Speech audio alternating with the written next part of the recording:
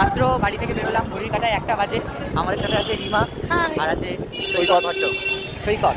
এখন বেরিয়েছি, এখন আমরা আগে যাচ্ছি এদিক দিয়ে মনসাতলা দেখবো, দেখে তারপরে একদম শিরোর মধ্যে ওখানে গাড়ি পার্ক করে তারপরে আমরা ওখান থেকে একদম চলে যাব শকুন্তলা মাকে দর্শন।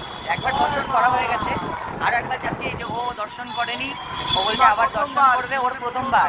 সিরিয়াসলি আমার ফার্স্ট বার। কেমন লাগছে? দারুণ ফিলিং। তো এখন দেখি গিয়ে চ্যাপটা হয়ে গেলে কিন্তু আমরা দায়ী নই।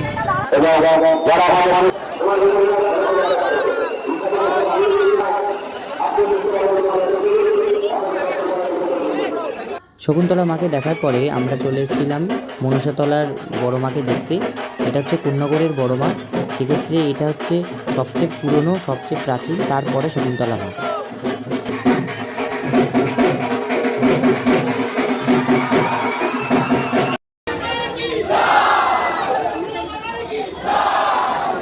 এখন ঘড়ির কাটায় 2:13 বাজে।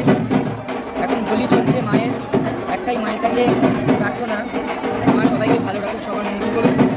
আর মন্দিরে বসে আছি এখন, আমার সাথে আছে সৈকত, আর ওদিকে রিমা ছবি তুলতে ব্যস্ত।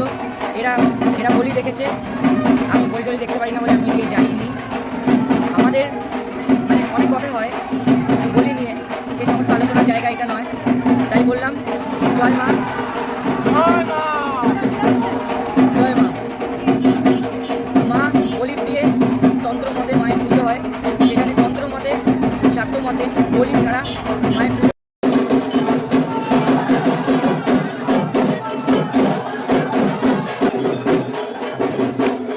জয় মা,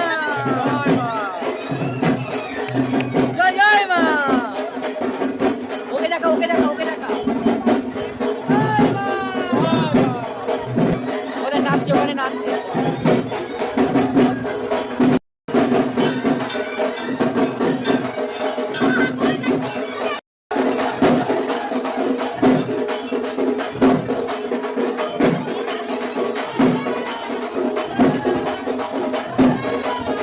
ঘড়ি কাটা 4টে বাজার সঙ্গে সঙ্গে কিন্তু বড় মাকে নামানোর প্রস্তুতি শুরু হয়ে গেছে, কারণ শকুন্তলা মায়ের আগে কিন্তু বড় মার বিসর্জনটা হয় সেক্ষেত্রে। আর শকুন্তলা মা কিন্তু বিসর্জন হতে হতে প্রায় ভোর 6টা বেজে যায়। তো মনসাতলার মাকে কিন্তু 4টের সময় নামানো শুরু হয়ে গেছে। ঘড়ির কাটায় 4:40, আর কিছুক্ষণ পরেই শকুন্তলা মাকে বার করা হবে। সেই জন্য মানুষের ভিড়, মাকে এখন নামানো হবে। এখন ভিড় 4:40-এর ভিড়, মানুষের জনসমাগম, মনে হচ্ছে যেন সন্ধ্যেবেলা।